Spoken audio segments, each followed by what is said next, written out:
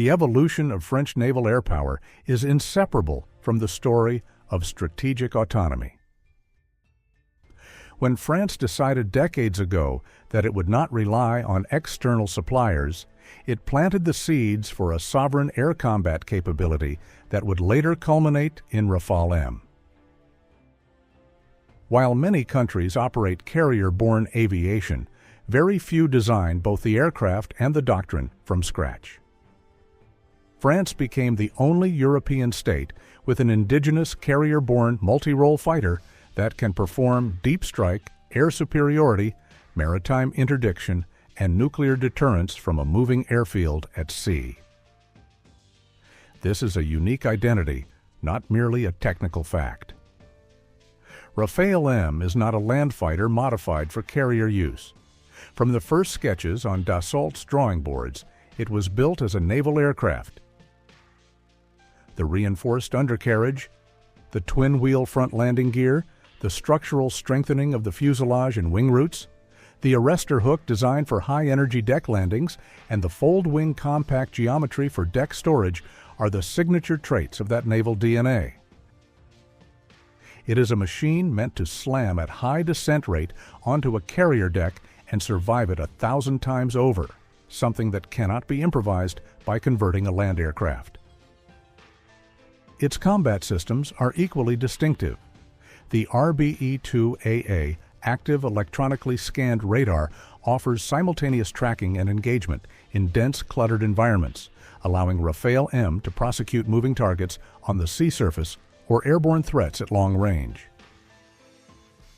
Meanwhile, the Spectra electronic warfare suite provides a defensive intelligence layer that expands survivability in contested environments by fusing radar warning, jamming, threat memory, and countermeasures. The result is a single platform capable of adapting to multiple combat roles during a single sortie.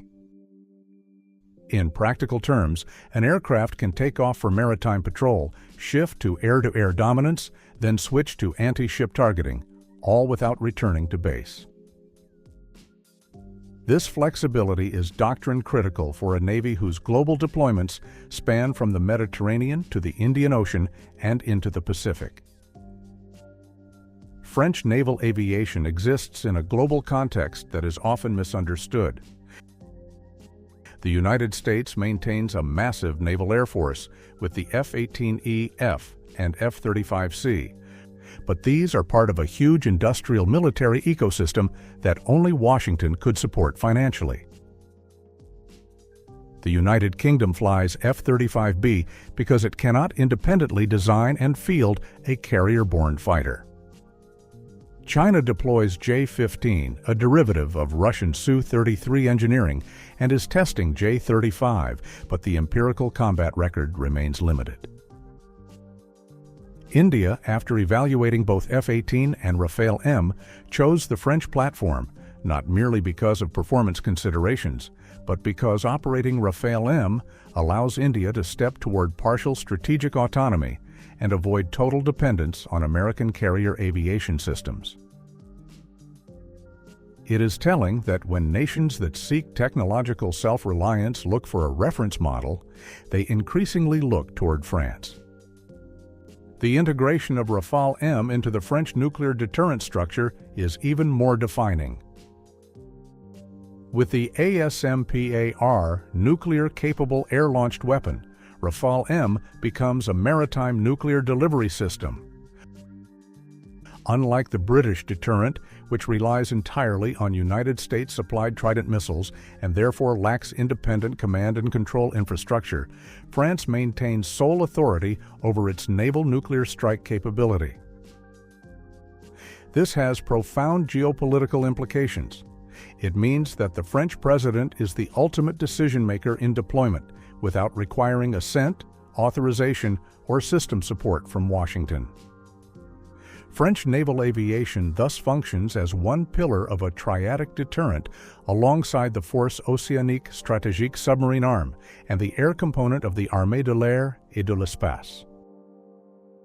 Strategically, this capability translates into flexible escalation options. Rafale M can be positioned into forward theaters where submarines cannot be deployed for operational or political reasons. It can be used to signal intent to adversaries or reassure allies without crossing the threshold of deploying ballistic nuclear submarines. This gives Paris an advantage in crisis signaling across the spectrum of plausible maritime flashpoints, from the eastern Mediterranean to the Red Sea, the Gulf of Aden, and into the Indo-Pacific corridors. The operational record of Rafale M supports this perception of reliability and reach. French carrier aviation has deployed to support combat air patrol missions against terrorism, to conduct maritime policing, and to participate in multilateral exercises with navies such as those of the United States, India, Greece, and Japan. These deployments demonstrate not only technical interoperability, but diplomatic presence. When Charles de Gaulle sails into a region, France's voice weighs differently in regional affairs. Air wings equipped with Rafale M are therefore a form of airborne diplomacy as much as a projection of firepower. Yet it would be naive to pretend that the system is without limitations. The current French fleet of Rafale M is limited in quantity. France still relies on a single active carrier, meaning the availability of naval air power is cyclical rather than continuous.